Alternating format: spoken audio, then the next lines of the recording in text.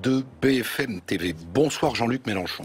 Bonsoir. Je voudrais qu'on revienne avec vous sur 3 événements qui marquent l'actualité ce soir. Cet attentat en France, l'attentat survenu en Tunisie et la situation de la Grèce qui n'a jamais, on aurait eu une autre actualité, ce serait sans doute la une ce soir de nos journées, jamais été aussi proche de la sortie de l'euro. Commençons de la catastrophe. Par cet attentat survenu hier en France. Oui. Contrairement à ce qui s'est passé au mois de janvier, il y a aujourd'hui une polémique politique qui est alimentée par la droite et notamment par Nicolas Sarkozy et les Républicains qui semblent dire que les services secrets français n'ont pas fait ce qu'il fallait pour neutraliser cet homme qui avait été repéré dès 2004 comme étant un salafiste. Est-ce qu'il y a de la politique à faire autour de cet attentat ? Je crois que c'est tout à fait déplacé comme polémique. Personne n'avait songé à imputer à M. Sarkozy les crimes de Mohamed Merah. Donc je leur demande de bien vouloir baisser d'un ton. Je suis certain que les services de notre pays et les dirigeants, y compris ceux que je critique d'habitude très sévèrement, comme M. Cazeneuve ou M. Hollande, font du mieux qu'ils peuvent et en donnant toute leur énergie. Mais nous avons une difficulté considérable à affronter. C'est le caractère tout à fait moléculaire, très isolé, de gens qui sont, vous l'admettrez, quand même plus dans la névrose que dans la rationalité, et qui sont capables de commettre des actes en se sentant encouragés par je ne sais quel appel extérieur. Donc c'est très difficile. Et notre devoir est de ne pas nous éparpiller dans des querelles secondaires, de manière à pouvoir afficher tous un moral de combattant et de résistant. Et vous savez que l'objectif du terrorisme, c'est la terreur. Et c'est donc de faire peur. Si nous commençons nous-mêmes à dire « nous ne sommes pas défendus, tout est fait n'importe comment », clairement nous ouvrons la porte à la victoire de l'agresseur. Il ne faut pas le faire. Donc, pas d'exploitation politique de votre part de cette situation. Il faut faire mieux. Il faut, même quand ça coûte, et moi ça me coûte, et il faut dire qu'on fait front ensemble. Oui, on fait front ensemble. Avec François Hollande. Nous sommes Français, et nous défendons notre démocratie face à des abrutis dont nous espérons la défaite et la déroute totale. L'attentat en Tunisie, on voit bien la stratégie de Daesh, qui est d'en finir avec le tourisme en Tunisie pour appauvrir ce pays et faire son miel de l'appauvrissement de ce pays et des ventres creux.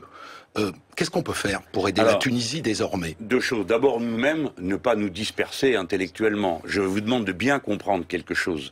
Toutes les guerres de religion dans le passé ont été l'habillage de guerres territoriales. Ce qui se déroule dans cette région du monde, c'est une bataille entre des puissances régionales qui s'affrontent par groupes, armés, bon. Et les responsabilités de l'Europe et des États-Unis sont considérables. Il ne fallait pas détruire le régime de Saddam Hussein. Et nous devons remercier le président Chirac de ne pas nous avoir entraînés dans la Deuxième Guerre. Et nous devons dire à Nicolas Sarkozy que sa responsabilité est considérable en ayant provoqué l'effondrement de la Libye sans qu'aucune relève intelligente n'ait été prévue. Donc déjà, ne nous y trompons pas. La Tunisie est dans l'œil du cyclone parce que des puissances régionales ont intérêt à abattre quoi? La démocratie. Parce que la Tunisie est le plus beau résultat du printemps arabe. Il y a une démocratie et c'est la constitution la plus avancée du monde arabe. C'est un héritage de la France, ça, de la colonisation? Non, c'est un héritage de la lutte du peuple tunisien. Je vous rappelle que... Inspiré des valeurs françaises? Mais des valeurs, elles ne sont pas françaises. C'est comme la pénicilline, c'est pas irlandais, ni écossais. Le goût de la liberté a évidemment été porté par nous Français à son pinacle par la grande révolution de 1789, mais après elle a inspiré ceux qui nous combattaient, à juste titre. Et je pense que par exemple Bourguiba, qu'on a beaucoup critiqué, et je l'ai aussi beaucoup critiqué, a néanmoins, dans sa lutte pour l'indépendance, su interpréter les aspirations à la liberté. Qu'est-ce qu'on fait pour l'aider? Vous n'avez pas répondu. Alors maintenant, oui, on peut faire quelque chose. Vous avez raison de pointer du doigt très précisément la question.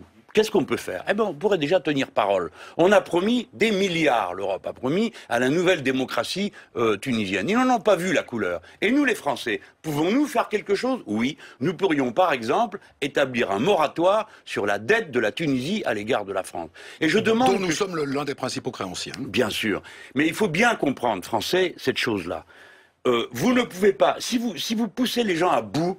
vous n'aurez aucun résultat d'autre que des catastrophes croissantes. Si on dit, ah ben, ils nous doivent de l'argent, donc ils doivent payer tout de suite. Non, car ils ne le peuvent pas, et si vous les y obligez, vous détruirez la Tunisie. À l'inverse, si nous leur donnons une respiration, c'est-à-dire du temps, je ne dis pas l'annulation de la dette, j'en suis partisan, mais on pourrait s'accorder sur un moratoire en disant, bah écoutez, pendant les 10 prochaines années, Vous ne on met ça de savez côté, rien. alors nous, on aurait toujours ça dans nos comptes, donc on n'aurait pas un déficit, puisque les titres existeraient toujours. Mais en même temps, les Tunisiens ne paieraient pas, ce qui leur donnerait le temps de respirer. Personnellement, je pense qu'il vaut mieux annuler la dette. Mais je ne veux pas être extrémiste et jusqu'au boutiste. Je propose un compromis, le moratoire. Les Tunisiens ne payent pas la dette de manière à pouvoir respirer.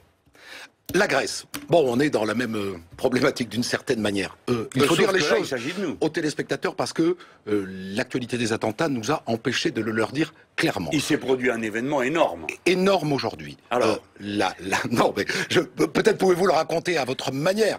Les négociations ce soir sont rompues entre le gouvernement grec et les membres de la zone euro qui ne souhaitent plus discuter avec les Grecs. La suite, on la connaît. Les Grecs sont en train de se ruer sur les distributeurs. Ils veulent retirer toutes les économies. Les banques n'ont pas l'argent qu'ils doivent aux Grecs. Donc elles vont s'effondrer lundi et la Grèce sortira de la zone euro la semaine prochaine. Oui, et vous pouvez commencer à mettre la main à votre portefeuille. Parce que je vais vous expliquer quelque chose qui est incroyable. Nous avons fait l'Europe et on parle souvent de solidarité et d'aide, mais là on n'aide personne. Je vous demande d'examiner ce que l'Eurogroupe demande à la Grèce. Je vais vous le résumer et je prends sur moi de vous dire que mon résumé est conforme aux faits. Et d'ailleurs, on me dénoncera si je mens.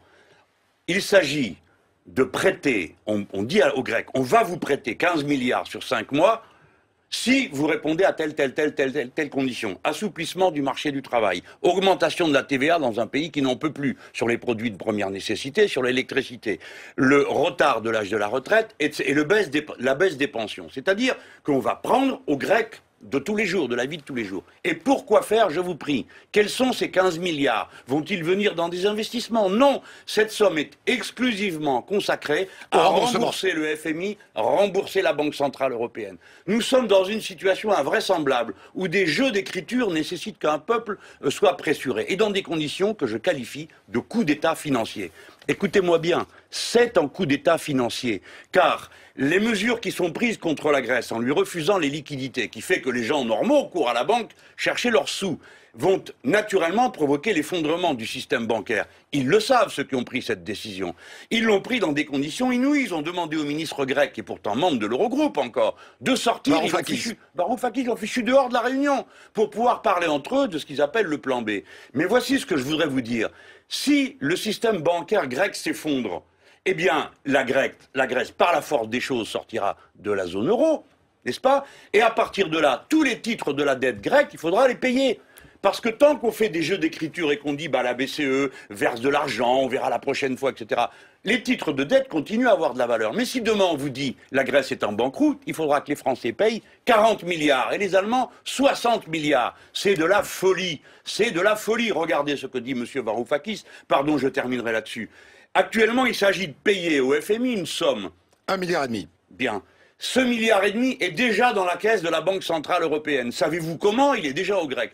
Pourquoi? Parce que la Banque Centrale Européenne a acheté les titres de dette aux banques privées et elle encaisse des dividendes de la Grèce. C'est une histoire de fou. La Banque Centrale Européenne, qui n'a pas le droit de prêter aux États-nations, encaisse néanmoins des dividendes. Donc, si la BCE donnait ce 1,9 milliard qu'elle encaisse, qui appartient aux Grecs, au FMI, il n'y aurait même pas d'histoire aujourd'hui. Donc vous voyez bien que c'est un coup d'État. C'est quelque chose qui a été provoqué de manière délibérée pour humilier le peuple grec. Et que fait M. Tsipras? Il convoque un référendum dimanche prochain. C'est pour ça que les autres veulent le tuer avant. C'est-à-dire qu'ils veulent avant que la Grèce soit plongée dans le chaos. François Hollande et Angela Merkel ont affiché une position commune, très ferme.